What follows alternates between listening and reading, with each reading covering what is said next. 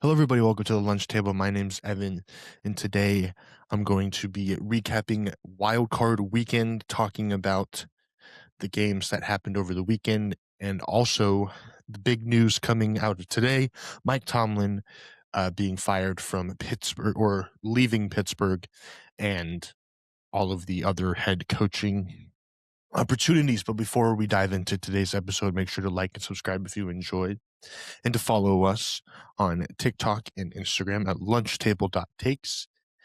And I'm going to start with the breaking news of today. Today, Tuesday, January 13th, as of a couple hours ago, Mike Tomlin told the Pittsburgh Steelers that he is stepping away from coaching after their playoff loss yesterday on Monday to the Texans 30-6. Mike Tomlin is out as the Pittsburgh Steelers head coach after being there for 19 seasons, having a 193 to 114 record, never having a losing season, but not winning a playoff game for a long time. I think he seven straight playoff losses, I think, is what it was. And so it's been a while, since the Pittsburgh Steelers were the Pittsburgh Steelers, and them not winning a playoff game obviously is a huge thing. They always got into the playoffs being, 9-8, 10-7, but um, having not winning one here recently, I think, is a big reason why a lot of people really in Pittsburgh, probably more so than around the league, wanted Tomlin gone. Obviously Tomlin's one of the most respected head coaches in the NFL, being there for as long as he did, winning a couple Super Bowls there in the early 2000s. And so, this move is, I would say, a shock. Um, I'm sure Steelers fans probably aren't super surprised, but when you have a guy who's coached somewhere for 19 seasons, who's never had a losing season, kind of just to leave on his own power, is interesting. I think I've heard that he might explore, TV opportunities, or maybe he'll be coaching elsewhere in 2026. I'm not entirely sure what his direction is just yet, but just reacting to this news as it just came out. So that now leaves the AFC North with the Browns, the Ravens, and the Steelers all needing new head coaches, the Bengals being the only team that retained their coach from last year, Zach Taylor. And so if you're the Pittsburgh Steelers looking at this, obviously it's been a while since you had to look for a different head coach. Obviously it's a historic franchise, but you kind of enter an interesting part of, I guess, an interesting season is what I'll say, where no Mike Tomlin anymore. I'm gonna bet Aaron Rodgers isn't gonna be back. I think he's more than likely either gonna be retiring. I think he's probably gonna be retiring. Um, you still have Arthur Smith as the offensive coordinator. I don't know if he'll be retained now that Tomlin is gone. And then that defense had a lot of people, had a lot of older people on that defense, guys like Cam Hayward, Jalen Ramsey. So we'll see if they're back. I think Jalen Ramsey is a free agent.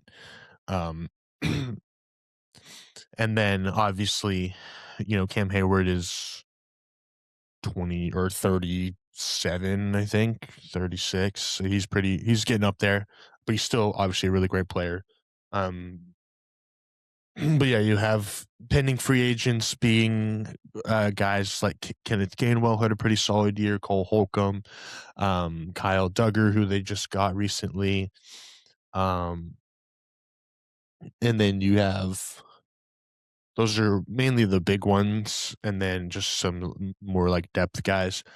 But there's a lot of question marks. I mean, for this Pittsburgh team, I mean, they went 10-7, but you're going to need to figure out the quarterback position at some point.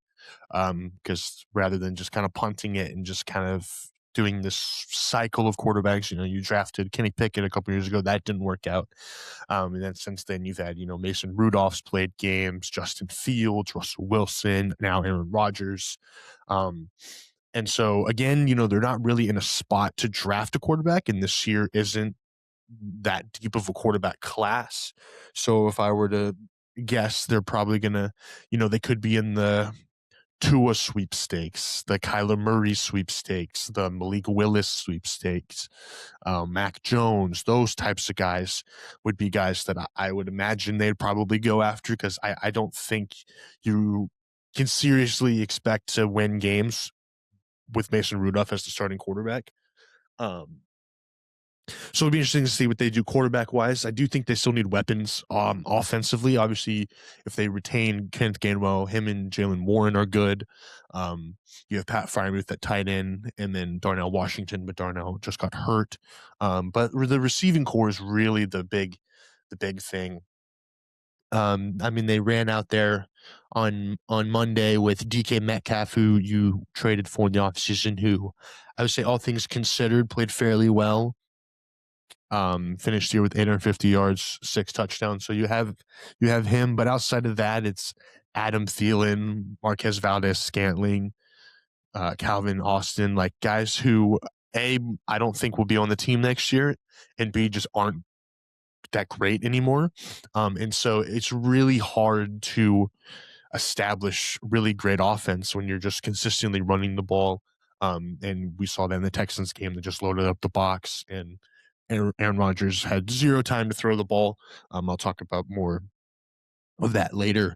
But obviously the defense is still going to be where it is with Patrick Queen, TJ Watt, those guys. Joey Porter's been really good this year. They brought in Jack Sawyer, who's been pretty good. Nick Herbig's been good. So obviously the defense is going to be the defense. But it'll be interesting to see who they bring in as head coach. Just since they've had Tomlin for so long, he's created that culture there, and there's not not a ton of, I would say, like A plus head coaches that are in the market currently. Obviously, Stefanski and Harbaugh are up there, but I don't know if they would entertain that. You're not going after. I mean, you may be a Mike McDaniel, Clint Kubiak, one of these offensive guys, maybe. But it'll be interesting to see what road they go. But yeah, the Steelers, they have a pretty big offseason. They have a lot of questions surrounding them as a team. And I think with adding this Mike Tomlin, will make their offseason even more interesting. But before I go into the rest, to the games of the weekend, I just want to kind of touch on the other 8 openings, because there are obviously 9 teams that are in need of a head coach, which I think is the most in a while, if I can remember correctly. So I'll just kind of give my pitch, I guess, for each of them. So we'll start off with Arizona. So Arizona is a tough one because you have the Kyler Murray situation, and it's leaning towards looking like that is not going to be a thing anymore. Kyler Murray is no longer going to be a part of the Cardinals, whether he's released, whether he's traded. It doesn't look like he's in the future plans for the Cardinals. So now you look at quarterback-wise, Jacoby Brissett, who filled in for Kyler when he was shut down, played, decent, and obviously is an experienced guy. They have the 3rd overall pick, so they're just outside of that, where the quarterbacks will probably be going at 1 and 2. So the quarterback is the big question mark for them, obviously. But other than quarterback, the offensive line isn't really anything. It's not too crazy. They have obviously Paris Johnson at the left tackle, who's been pretty good. But then the right tackle is Jonah Williams, who hasn't been great, and then the guards also haven't been great. So, right tackle is need, but you have Trey McBride, the best tight end in football currently. You have Marvin Harrison, Michael Wilson. Michael Wilson played really well this year when Marvin Harrison was out, and is looking like a strong wide receiver 2, maybe wide receiver 1 over Marvin Harrison if he can't get it together. Um, and you'll have James Conner and Trey Benson back, hopefully, on the offense. And then defensively, um, you have Josh Sweat that they brought in the offseason. There was a big offseason acquisition. They drafted Walter Nolan, who got hurt, but hopefully he'll come back. So there are definitely pieces to this team, but the big question is the quarterback and then probably the offensive line. But you have the third overall pick, like I said, which is good. So you can get, a high value player. You can get a tackle. You can get, a running back. You can get Arvell Reese, Caleb Downs. You have the pick of the litter of really everybody outside of the quarterbacks, I believe. But it'll be interesting because the Cardinals really haven't been that great of an organization. They brought in Jonathan Gannon. He didn't work out. And so obviously you have lots of issues in Arizona, but it'll be interesting to see where they head. The Falcons are another one that fired their coach Raheem Morris. Now the Falcons, I think, are pretty desirable because you have Bijan Robinson, who's one of the best running backs in the league. Kyle Pitts will be a free agent, but he had a really good season this year. Drake London, when healthy, is a really good wide receiver. That offensive line is fairly good. There is a slight question at quarterback with Michael Penix, tearing his ACL. How will he come back from his, I think, third or fourth ACL tear in his career? Maybe more. I can't remember exactly, but I know it's been a lot. Kirk Cousins is obviously still backing up, and you're paying him a lot of money. Defensively, there's some holes, but safeties have been really well. Jesse Bates has been good, and Xavier Wise is looking like a steal in the draft. Then you have obviously AJ Terrell, James Pierce, who had 10.5 sacks leading rookies this year. So there's definitely pieces to this Falcons team, and I think it would be one of the more desirable head coaching spots. So I'm interested to see, who they go with. If they, go for Stefanski, if they're in the John Harbaugh sweepstakes. But Arthur Blank has been pretty aggressive in his stuff, and they just brought in Matt Ryan as their president of football operations. So I think he'll be making the decisions on who they're going to bring in as a GM and as a coach. So it'll be interesting to see. But I think the Falcons are definitely one of the more desirable teams. Now we have the Baltimore Ravens, another AFC North team that fired their coach. The Ravens are, I would say, definitely one of the top places just because of quarterback Lamar Jackson. 2-time MVP, obviously wasn't his best season this year because he was pretty injured. But you still have Derrick Henry. And then at running back, Hughes obviously still has juice left. The offensive line's fairly good. Say Flowers had a pretty good season, but the weapons, the other receivers, there's definitely a need there with DeAndre Hopkins and Rashad Bateman not really doing a whole lot. The defense really is what was the problem mainly this year, but they kind of came back towards the end. But obviously led by Kyle Hamilton and Roquan Smith, and then Marlon Humphrey there in the boundary. So there's definitely pieces, and I think that, again, the Ravens will be a team that a lot of coaches are going to want to coach for. So we'll see who they bring in. If they try to bring in, an offensive coach to try to cater to Lamar, like somebody like Mike McDaniel, Clint Kubiak, all those types of guys. Heck, maybe even Kevin Stefanski. Speaking of Kevin Stefanski, the Browns fired him after 6 seasons, so they are in need of a coach. They also are they have an interesting situation because obviously they have the 5th pick this year. So they're not going to be in line to draft a quarterback. Um, but they have a phenomenal defense, one of the best defenses in the league, led by defensive player of the year Myles Garrett, who just broke the sack record with 23 sacks this season. So the defense is phenomenal, really good there. No notes really there, but offensively is where the struggles happen. Quinshon Judkins, their promising rookie running back, blew out his knee, so he might miss some of the season. The offensive line is not great. It's aging. They don't have great wide receivers. They struck gold with Harold Fannin at tight end. And then, you drafted Shador Sanders and Dylan Gabriel, who I don't know if they're completely sold on Shador Sanders as their long-term starter. But like I said, they're really not in a position to draft a quarterback unless they, were to maybe get a Ty Simpson or something. But that could be considered a reach at pick 5. So the quarterback, again, is a big question mark in the offense as a whole. But defense is obviously great. So, but the Browns, have been bad for a long time. So, we'll see what they do and see if they actually do think that Shador Sanders is going to be, a franchise quarterback for them, which I'm not sure if he will or not. Next, we have the Las Vegas Raiders. They fired Pete Carroll after one season, going 3-14, and they hold the number 1 pick in the draft. So I think this is a pretty desirable spot. A, it's in Las Vegas, which is a fairly big market.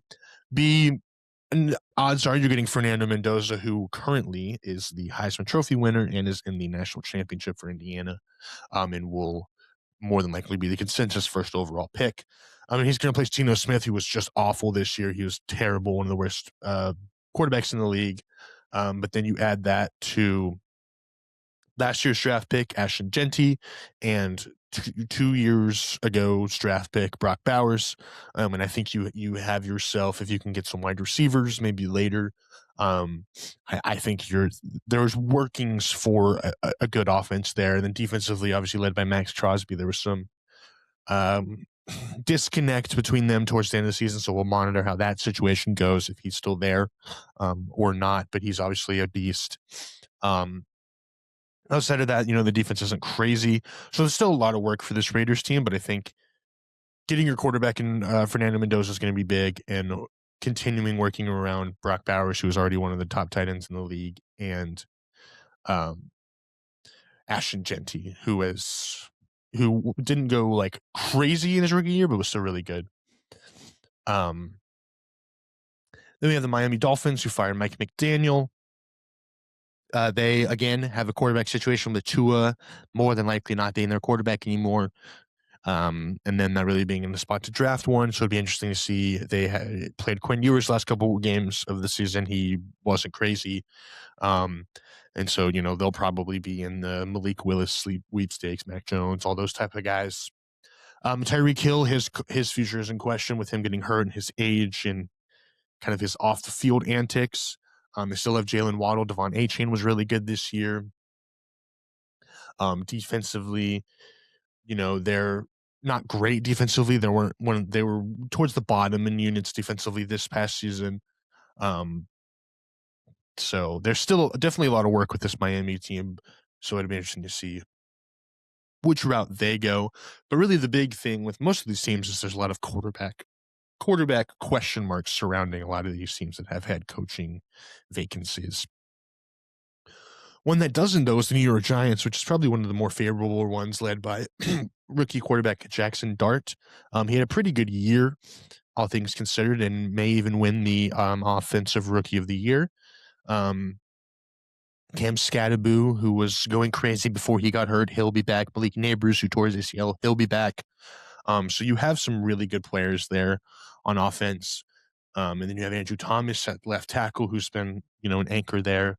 And then the defensive line obviously is staying with Abdul Carter, Dexter Lawrence, Brian Burns, and Kayvon Thibodeau. So again, I think this is one of the better landing spots if you're looking to be, because you have pieces. You're going to have, I think they have the 5th pick, 4th pick. Could have had the 1st pick, but they missed out on that. So you're definitely going to have pieces to build around, and I think that this is going to be a pretty a pretty big spot, and I think I've heard the buzz is that John Harbaugh could potentially, want to go there. He's obviously looked pretty intensely into them, and I definitely think that they're one of the more desirable teams. I already talked about the Steelers, and last is the Tennessee Titans. Again, I think another one that is going to be pretty valued. Um, yes, they were horrible. They were horrible last year, but they have Cam Ward, who they drafted first overall quarterback, who has shown flashes and potential to be really good. The offensive line, they poured in a lot of money over that over the offseason. It was decent, not great though. Um, Defensively, obviously led by Jeffrey Simmons, who is an absolute beast. Um, and then really outside of that, it's nothing to write home about. So there are definitely a lot of holes with this Titans team, and that's why they're picking, I think, fourth overall. Third or fourth. I think fourth. No, yeah, fourth. So there's obviously a lot of stuff, but you have that quarterback in Cam Ward. Plus they're getting a new stadium. Not if that, I don't know if that affects anything, but they're building a really nice new $1 billion plus stadium in downtown Nashville, which will obviously help attract revenue and fans. So I think the trajectory could be going up for the Tennessee Titans, led by Cam Ward. So those are the 9 spots. We'll see, what happens with all of those. And it'll be interesting to see who lands where. But let's dive into these playoff games. It was Wildcard weekend was this past weekend. It was an electric weekend of football, probably one of the better Wildcard weekends I can remember. Most every game went down to the wire, went down to late in the fourth quarter. And there was a lot of electric moments that happened, and really every game was super entertaining and you were glued to your TV. One that, when we did our predictions, we didn't think was going to be that close of a game was the Rams and the Panthers. It was in Carolina. The Rams did end up winning 34-31. But Bryce Young must just love playing against the Rams because he had two of his better. I mean, he didn't play like as good as he did that first game. The first game was probably his best game of his career. But the Panthers, they've given them problems. Bryce was 21 for 40 for 264 yards, 1 touchdown, 1 pick. Chuba Hubbard had 2 touchdowns. Bryce Young also had a rushing touchdown. Jalen Coker, this was his game, 134 yards on 9 catches and a touchdown. But putting up 31 points against the Rams defense, who hasn't been as dominant as they were at the beginning of the season, but I still think is one of the better units at least in the NFC. And so, they had to drive down the field and kick a game-winning field goal.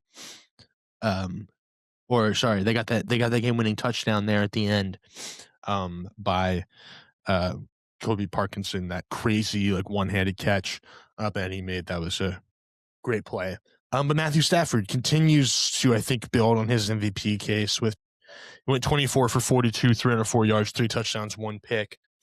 Puka Nacua is just unbelievable. 10 catches, 111 yards, 1 touchdown. Devontae Adams, as his running mate, did really well. 5 catches, 72 yards. And it's hard to beat the Sean McVay coached Rams. I mean, they're so good at scheming open players, and obviously having Puka, who's one of the most consistent, reliable receivers in the game, is a huge plus. And so, I think they're going to be hard to stop. They were my pick to win the Super Bowl. This game was a lot closer than I expected it to be. But I still think the Rams are a really good team. That first drive, 4 plays, 45 yards, touchdown. They just kind of immediately went down the field, and I was like, oh boy, this is going to be ugly. And then they got it to a 14-0 lead, and then Carolina made it interesting there at the end of the half. Going in halftime, it was 17-14. Carolina had the ball, kicked a field goal. Then they went around, and then the fourth quarter, it was touchdown, touchdown, touchdown, touchdown. So fourth quarter was electric. That was really the case in all of these games, was that the fourth quarter was just crazy. And so, great game. Good for the Panthers, winning the division, even if it was 8-9. The Panthers haven't been good recently. Bryce Young has dealt with a lot of adversity, but for him to They just said that they're picking up his fifth-year option, which is good. But I feel like if you're a Panthers fan, you have to be happy with your season. Ted McMillan obviously was a hit.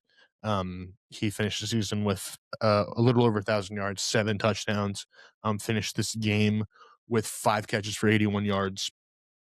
So you found your wide receiver one, and we'll see how Bryce plays in that in that last year. But he did enough this season, obviously, to get extended for at least another season or two. But still a lot of work. Obviously, 8-9 isn't what you want, but hosting a home playoff game is still home playoff game. But they had a lot of contributes. I think they blocked a punt. Isaiah Simmons, I think, blocked a punt. Mike Jackson had an interception. So it was a great effort by the Panthers, but they just couldn't get it done. Just because Stafford, McVay, they've been here before. They're battle tested. And they're just a very talented football team. But yeah, that was a crazy game, a great game to really start off the weekend on Saturday. Next, we had with the Packers and Bears, which I think was probably the best game this weekend. Not in the first half, definitely not in the first half. First half, it was 21-3 Packers heading into halftime. The Packers were just dominating. It seemed like, whenever the the Bears were, they had that one first quarter drive where they went 16 plays, settled for a field goal. Then Caleb comes out in the second half, throws an interception. And then they turn it over on downs twice, going for it on fourth down in their own territory, which was questionable. And then that allowed, the Packers to capitalize on good field position. Jordan Love played his butt off. 24 for 46, 323 yards, 4 touchdowns, no interceptions. Just crazy game by him. He was really that whole first half was just dialing and dicing that defense. Romeo Doubs had a great game, 124 yards and a touchdown. Matthew Golden kind of broke out with 84 yards and a touchdown. Then Jaden Reed and Christian Watson also added a touchdown. So a lot of spreading the wealth there. That game, but looked bleak. It was like, oh, here, shoot, this 11-win Bears team. The Packers are going to beat them again. Just same old. Really, the Packers have kind of just dominated the Bears for a long time, and it kind of seems like the Dan Campbell was like in Ben Johnson's ear a lot, just saying go for it on every fourth down, even if it's on your 20-yard line or 30-yard line. It doesn't matter. And they didn't really work. So there's some questionable calls in the first half. I thought Michael Floor called a great game at the beginning of the first half. Obviously they were up 21-6, so they were just really dialing, or 21-3, excuse me. They were just really dialing, but that second quarter was just rough for the Bears. Interception, turnover downs, and the Packers turned that into 2 touchdowns, and then they missed that field goal there at the end. Missed field goals would be really the Achilles heel for the Packers this game. As I'll get to that in a second. But third quarter happened, kind of all the same. The defense for the Bears played a lot better, basically getting 3 and outs for the Packers on all 3 of their drives in the third quarter. But you had a field goal by Chicago to bring it to 21-6, and then Caleb Williams threw his second interception. So at that point, it's 21-6 heading into the fourth quarter. The Bears offense hadn't been moving at all. Really haven't. They were looking outmatched. It was looking like the lights were too bright. But they did what they have done all throughout this season. It's not over till the clock hits 0, and they just came out and played a phenomenal fourth quarter. They scored on every possession in the fourth quarter, including a field goal and 3 touchdowns. And I think really the play of the game was that fourth down. I think it was 4th and 5. Gotta have it for the Bears. Caleb scrambles out of the pocket, out of pressure, and kind of does the Air Jordan, throws it to the sideline. I think to Roma Dunze. When there was guys in that area, and he put it right on him. It was a phenomenal throw, and that's what Caleb Williams does. He works best off script when he's scrambling around. We've seen that time and time again this season, and that's why he was so valued and highly looked at as a prospect, coming into the NFL. But I think the big winner of this game is just Colston Loveland. He's going to be dominant for years to come. 15 targets, 8 catches, 137 yards. He's really came on these last couple of games. His last 3 games have been 94 yards, touchdown, 91 yards, touchdown, and then 137 yards against the Packers in the playoffs. So he's on a heater right now. DJ Moore had a big touchdown, really to kind of ice it when the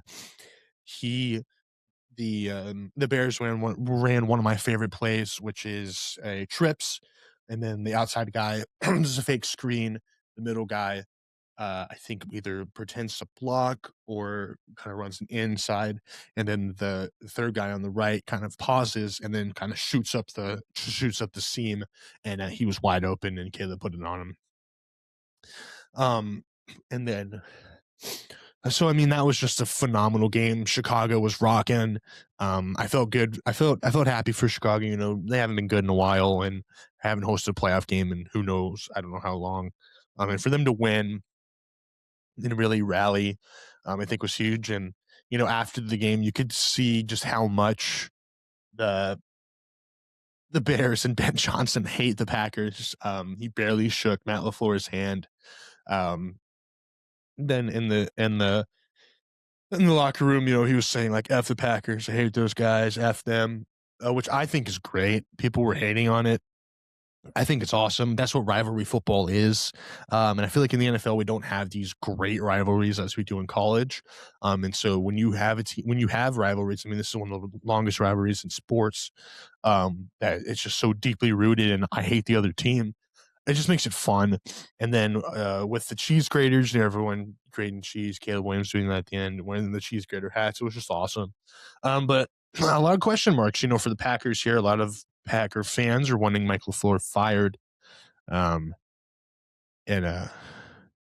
that is looking like it's not going to happen. Is it Matt LaFleur? Matt LaFleur. I don't know why I keep saying Mike LaFleur. Matt LaFleur. Sorry. Matt LaFleur. They wanted him fired, but Jordan Love, a phenomenal game, probably one of his best. Really was just that whole first half. I mean, the second half wasn't great, but that whole first half, he was really just dicing them up. And, that's the type of games that they're going to need if they're going to want to win in the future. Unfortunately, they kind of got banged up in some big areas, losing a couple of their tackle, obviously losing Micah Parsons, that being the big one. I think if they had Micah Parsons, this game could have been different, just because, they only had 1 sack. And so obviously he's huge in, pass rush. So I think if you're the Packers, I mean, obviously you never want to lose to the Bears at home or in the playoffs. And so obviously that's a tough pill to swallow, but I think, overall you have to be happy with where you're at. I feel like Jordan Love is developing pretty well. Josh Jacobs had a good year. When Micah Parsons was healthy, he was dominant. And your defense was really good. So you just you're going to need to, just go back to the drawing board, I guess. But they did fumble a lot. They had 4 fumbles, and so that wasn't great. But all in all, great game. Love when the Bears and Packers play anyway. All 3 of their games were phenomenal, and they all kind of went down like this. At least the last one was similar to this. But we'll see who how the Bears do. They're playing, I think, the Rams. So they're at home again. So that'll be interesting to see. I think it's going to be freezing cold. So it'll be interesting to see how the Rams, deal with that being obviously in LA and in a dome. And we'll see, hey, maybe the Bears get to an NFC championship and, you know, Ben Johnson is heralded as a saint in Chicago. But great game. Chicago 25 points in the fourth quarter, unbelievable. Obviously for Packers fans, tough one because he kind of really choked the game away. But Caleb Williams, man, this wasn't his best game. He had 2 picks but 2 touchdowns. But I would say all in all, the Bears are pretty happy with the selection in him, and he had a really good season. I think. And he's been showing why he was picked number 1. He makes these off-script plays that very few can. And I think his development is going to continue to be huge for the Bears' future success. All right, let's move to the Sunday slate, starting off with the Bills and the Jags, the 3-6. And this one was, just kind of a back and forth game. It was 10-7 at halftime. Buffalo, really not a lot of action in the first half. But Trevor Lawrence had an early interception there in the first quarter, which wasn't great. He didn't play his best game. But then in that second quarter, they came out and scored a touchdown. Then the Bills fumbled. And then they recovered. The Jags recovered, and the Bills went down, scored a touchdown. I think Josh Allen ran it in. But yeah, this was a Josh Allen carry game. It was 13-10 heading into the fourth quarter.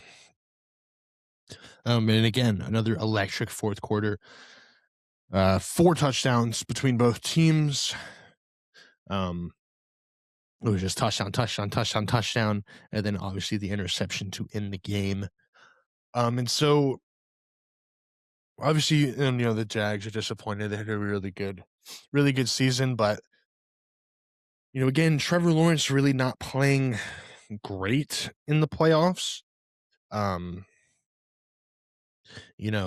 Last time he had that horrible first half, but then he had a really great second half. So in 2 playoff games, he has thrown for 712 yards, 8 touchdowns, 7 picks, and a 76 quarterback rating. So not great, but he's 1-1. But yeah, they won that Chargers game when he played horrible in that first half, and then came back and threw for 5 touchdowns. But in this one, costly mistakes, 2 picks, obviously hurts to the Bills 0. They had a fumble, but Parker Washington was really good, 7 catches for 107 yards. And I thought this was going to be a really good game because you had the Bills, who are a really good rushing team with James Cook, who led the league in rushing, Josh Allen, who's a threat with his legs, against the Jags, who are one of the best running defenses. So I thought it was going to be a really good matchup, and it was. But like I said, Josh Allen really put this team on his back. 2 rushing touchdowns, 273 yards through the air, and 1 passing touchdown. Khalil Shakir was his best target, obviously.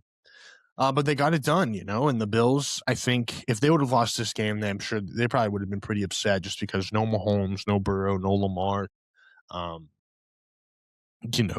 It's, I'm not going to say wide open for the Bills, but if Josh Allen and the Bills are going to win one, now is as good a time as any because there's, he doesn't have to go against any of these gargantuan quarterbacks that he's hasn't been able to get over yet. So big win for them, obviously, in Jacksonville. And so we'll see, how they do. I think they're playing Houston. No, sorry. They're playing the Broncos. What am I talking about? They're playing Broncos, so at Mile High. That should be a good game. The Patriots are playing Houston. That's what it is. But yeah, another fourth quarter game. Great game. Now back to the NFC, 49ers, Eagles. This one was another close game. The Eagles won, or the 49ers won 23-19. And the Eagles really all season were just all kinds of messed up, I feel like, and we talked about that when we started playoff predictions, how there's just a lot of question marks surrounding them this year. And they just fired their offensive coordinator, and all that stuff. But in this game, Brock Purdy and the 49ers were on a heater. They were coming off of some really good games. And that first drive, they went down in 6 plays in 3 minutes and really, looked really pretty good. Then the Eagles responded with Dallas and Goddard getting in the end zone for one of his 2, I believe. But really the thing with this Eagles was just always the offense. The defense is great. There's no questioning that. But offensively, things just looked weird. Things just looked off. I feel like when Jalen Hurts is forced to throw and be like the focal point, it's not when he plays at his best. And I mean, he was fine. 20 for 35, 168, 1 touchdown, a 40 QBR. But Saquon hasn't been as dominant as he was last year. Still good, but not, last year was crazy season. And obviously the biggest story is all the AJ Brown drama. There he dropped a lot of passes. He was yelling at Nick Sirianni on the sideline. He declined to speak to the media after the game. And he came out during the season being like, give me the ball, all this stuff. And so it's really kind of been a toxic relationship this year. So I'm curious to see if they'd kind of just like look past it, or if they move on from him, and just make Devontae Smith that number 1 guy. But a lot of question marks in Philly, at least offensively. Defensively, they're fine. But losing to a team where Brock threw 2 picks, he wasn't crazy. Demarcus Robinson cooked them. Obviously Christian McCaffrey did Christian McCaffrey things, 2 receiving touchdowns, only 48 rushing yards though. And like Kyle Juszczyk was making big plays. Juwan Jennings had that touchdown throw and a big reception. George Kittle unfortunately goes down and tears his Achilles early in the game. And so you felt like after that it was like, oh, okay, like the injuries obviously had piled up prior to the game. Now you lose your most reliable target in George Kittle. Maybe the Eagles are going to take away in this, and they just couldn't do anything offensively. They went touchdown, turnover on downs on their first 2 drives, then touchdown, punt in the second quarter, and then punt, field goal in the third, and then punt, field goal, turnover on downs. So they just really couldn't score. And that's kind of they won a lot of these kind of close games this year, kind of just barely getting by.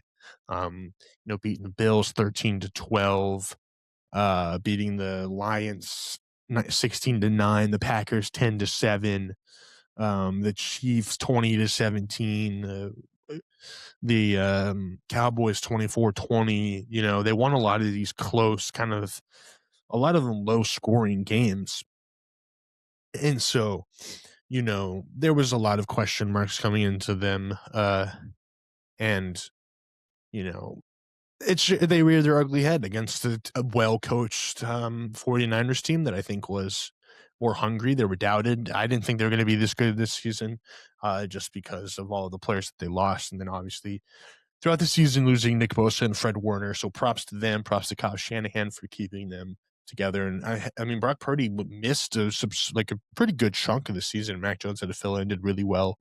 And they still don't really have like a great receiver. Like Juwan Jennings is solid, but Demarcus Robinson, outside of this game isn't. I wouldn't call him a reliable target. Ricky Pearsall can't stay healthy. Sky Moore is not good. So it's not. I mean, on paper, the Eagles are more talented this season than the 49ers are, but a lot of problems with the Eagles this year, and I feel like the 49ers are a more resilient group. But we've seen this with the Eagles, when they lose their coordinators, they struggle. I think the year before they went to the Super Bowl or 2 years prior, they had, I think it was when they brought in like Matt Patricia as their defense coordinator, but Sirianni was still there. They had a lot of problems, and then they brought in obviously Kellen Moore, because that was after they had lost Gannon and Steichen. Gannon, Steichen, they had got head coaching opportunities, and so they struggled without them. And then they got Kellen Moore, obviously won the Super Bowl, and then now Kellen Moore's with the Saints, and then they struggled again this year. So now they are going to be needing a new offensive coordinator. So a lot of question marks in Philly. I'm sure you're disappointed. Reigning Super Bowl champs to be bounced in the first round at home. Not a great look, but hats off to the 49ers for, despite the adversity, despite the injuries, continue to be playing really well. And now you have a date with the Seahawks, which is going to be fun. They've had some pretty back and forth games, throughout the years, especially this year. Final game on Sunday, which was probably the most boring game. Patriots Chargers. Patriots won 16-3. Justin Herbert was sacked 6 times. The offensive line was obviously horrible. That was really the main takeaway from the game, is how bad the Chargers offensive line is. I think it was the 30th ranked in football. One of the worst in the NFL, definitely. And there was the whole season, when you lose your tackles and Joe Alton, Rashad Slater, it's tough, and they really couldn't bounce back after that. Obviously, they won 11 games, but it's hard to win. It's hard to win games when you have an offensive line. There's only one quarterback that comes to my mind that's won a lot of games with bad offensive lines, and that's Joe Burrow. Went to the Super Bowl in 2021 with, in my opinion, one of the worst offensive lines in that season and potentially of all time. And he's obviously gotten sacked a lot and has been a big thing, but he's won despite that. So it's hard to play with a tough offensive line. I mean, ask Aaron Rodgers last night; they got destroyed. So obviously that's going to be a big thing for the Chargers to look at in the offseason, is to upgrading that offensive line, and I'm sure they're going to spend the majority of their time doing that, and also upgrading on the weapons, because Ladd McConkey was disappointing this year. Keenan Allen is, 32, 33. Quentin Johnston's inconsistent, or Gadsden was decent. So a lot of questions offensively, but defensively, they're still one of the better defenses. Also, Herbert fumbled twice. So not great. It's tough when you're just getting sacked constantly. Herbert faced pressure on 36% of his dropbacks with 6 sacks. He did have 3.24 seconds to throw, his third longest in a game in his career, so that's interesting. There were times, I mean, playing the offensive line is fair, but there were times where Herbert had guys open downfield and just missed them or didn't see them. And so I do think that, yes, majority of the blame is on the offensive line, rightfully so, but Justin Herbert, didn't play well despite that, which I know, I mean, it's a tough ask, but I mentioned this when we did our predictions. Herbert has struggled in the playoffs. Now he had that first game against the Jags, was that, ultimate collapse. Last year against the Texans, 1 touchdown, 4 picks. And in this game, only putting up 3 points, not getting anything, getting sacked a bunch of times. So in his 3 playoff games, he has 674 passing yards, 2 touchdowns, 4 picks. And they've lost all 3. He's 0-3 in the playoffs.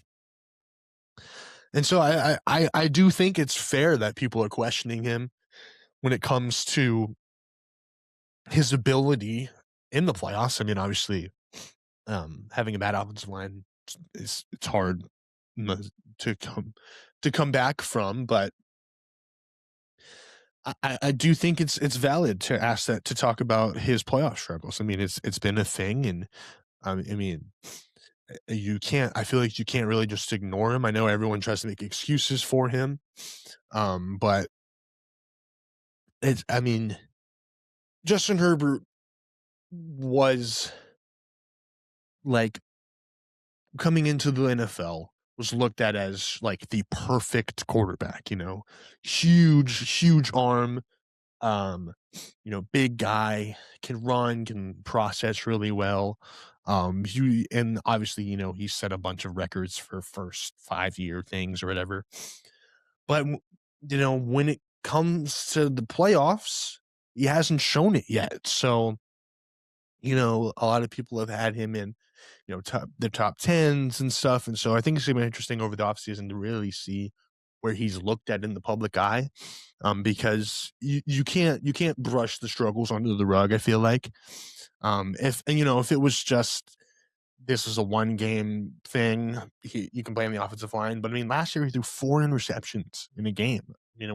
Yes, the Texans defense is really good, but any game, if you throw 4 picks, it's really bad, just no matter what, team you're playing. And so, he has the same amount of career playoff passing touchdowns as Jawan Jennings does, and so I think it's interesting.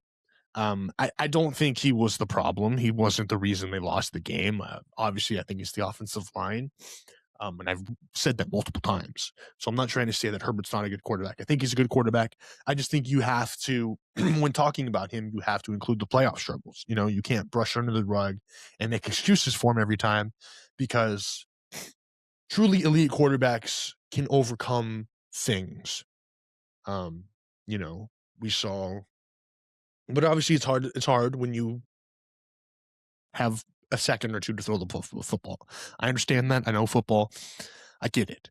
But I'm just saying we can't make excuses every single time Justin Herbert sucks in the playoffs because he's Justin Herbert, We make excuses for a lot of quarterbacks, I know, but, we give Lamar a ton of crap for not finishing in the playoffs when, his last couple times, missed kick, wide open drop pass in the end zone, and a fumble at the 1-yard line. That's not his fault. And, I'm a big quarterback is not a win stat. I think so. A lot of question marks obviously surrounding the Chargers, offensively with the offensive line and the weapons. But I'm just saying we have to acknowledge Justin Herbert's struggles when we talk about him. And I hope that they can figure it out because he is a great quarterback. He had a really great year last year, played pretty solid this year. And so I do hope that he does well, but I think we can't just, every time he sucks, we can't sweep it under the rug and make excuses when we don't do that for other great quarterbacks, is what I'm trying to say. But let's move to the Patriots side. This is probably the toughest defense, or one of the toughest defenses the Patriots have faced all year. Drake May fumbled twice, threw an interception. Wasn't his great game. You could really tell that it was his first, playoff game. As he struggled early in this game, but they started kind of getting their stride there towards the end of the game.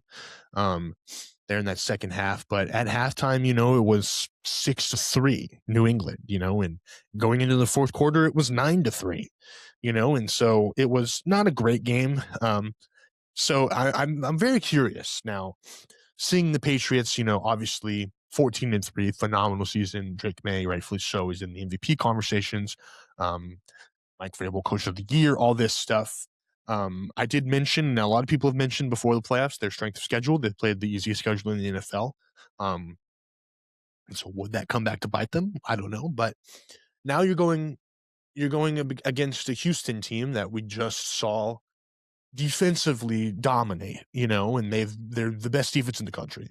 And so it's going to be interesting to see if they can, put the pressure on Drake May early, put the pressure on the Patriots, and um, get to them. I mean, the Patriots' offensive line is definitely better than it was a year ago. Will Campbell coming back is huge.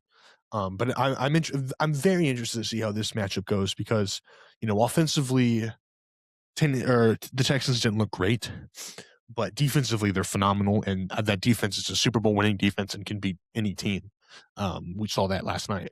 And so it's going to be a really great game. I think it's definitely going to be the best defense that the Patriots have seen, and so I'm very intrigued with that to see if the Texans defense can give second year quarterback Drake May some troubles, and if that happens, could be a reason why the Patriots go home a little earlier than people thought. But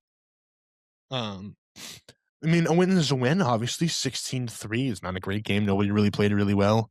I mean, Ramondre Stevenson had 75 yards receiving. Half of those were on that 48-yard catch that he had. But I still think with the Patriots, weapons is definitely a problem. But Drake May has been phenomenal nonetheless. But like I said, it's going to be interesting to see, I feel like, how they match up against the Texans, because I think the Texans is going to be definitely the best defense they've played all season. So, all right, last game, the Monday night game, the Steelers versus the Texans. I kind of already touched this when I was talking about Mike Tomlin, him leaving, I guess, not getting fired, him leaving. But this was, an interesting game. The Texans win 30-6, but offensively, Stroud played really bad. 250 yards, 1 touchdown, 1 pick. He fumbled 5 fumbles, only lost 2 of them, but 5 fumbles in the game is really bad. That's horrible. 62 QBR, not his best game by any means. The offensive line obviously has been a problem for the last couple of years. And I think that showed up again today or on Monday. But despite that, Woody Marks had a great game, 112 yards, a touchdown, and Christian Kirk, 144 yards, 1 touchdown. They did lose Nico Collins to a concussion, which looked pretty serious, so he's going to be up in the air for next week, which is obviously huge. But really, the story of the game is the defense. The defense was just, if you watch college football this year, the defense was, in my opinion, how Ohio State's defense was throughout the regular season, where it was just like nothing that you could do. They were swarming to the football. They call it SWARM is their acronym. They were lighting people up. I mean, they had 4 sacks, 8 TFLs. Their defensive ends, Danielle Hunter and Will Anderson, are phenomenal. Sheldon Rankins had the fumble recovery for a touchdown, which is cool. And I mean, that's on the defensive line. That's not to mention Jalen Petrie, Aziz Al-Shire, Henry Toto, Derek Stingley. Like, there's just so much talent on this defense, and they're so well coached by D'Amico Ryans. And they just fly to the football. There's, you can't run against them. You can't pass against them. Like, if the Texans do end up going to Super Bowl, the main reason is going to be because of the defense. The defense has been phenomenal all year. I think it's the best unit in football. And they're just like suffocating. They're suffocating defense. Aaron Rodgers, being 41, 42, however old he is, obviously he's not mobile in the pocket anymore. And they just ate him alive. He got wrecked. He got hit hard. He got tossed around. That offensive line got tossed around. It was just complete beatdown by the Texans. They just out physicaled them and really just dominated them in every level defensively. 23 points in that fourth quarter, because heading into the fourth, it was 7-6. So that shows you the offensive struggles. They had 2 defensive touchdowns, the pick 6 there at the end of the game, and then the fumble recovery from Sheldon Rankins. But I really already talked about the Steelers, so I'm not really going to go into them a whole lot. But the Texans will now play the Patriots, like I said, which should be an interesting game. We'll see if CJ Stroud can get back to the magic he had his rookie season, but he hasn't looked the same recently, and I think most of that's due to the offensive line. He just looked off. He dropped just a lot of passes from the snaps from the center, which was out of character. He didn't set his feet. Just a lot of issues there, but this defense is phenomenal. This defense is going to be a reason why they could go far, and that was very prevalent on Monday. But that's going to wrap it up for me. My computer is about to die, so but yeah, that is the wild card weekend. It was a phenomenal weekend of football. The playoffs are here. Playoffs are in full swing, and it's awesome. So just briefly before I sign off, up next for next week in the divisional, we have the 1 seed Broncos going against the 6 seed Bills, the 2 seed Patriots going against the 5 seeded Texans. And on the NFC side, we have the 1 seeded 49ers going against the 2 seeded, or going against the 1 seeded Seahawks, versus the 6 seeded 49ers, and the 2 seeded Bears going against the 5 seeded Rams. I also want to point out that I was 100% in my playoff predictions heading in the first round, at least. So started off pretty well. Happy about that. We'll see how I do in the divisional round. I think I have the Bills, Patriots, and the Seahawks, Rams, if I'm not mistaken, if I remember correctly. I think those are my picks. But started off 100% in the first round, so I'm proud of that, happy with that. And hopefully, the divisional game is just as good as the wild card was. And for all those people saying that the playoffs were not going to be fun because the Chiefs were not in it, they were very wrong. The playoffs are so much better now that the Chiefs aren't in it. I'm loving it. The games are awesome. This is why we love football, for games like this, for the playoffs, stuff like this. It's been awesome. So thank you all for listening. I hope you guys enjoyed, and I will see you guys in the next one. Peace.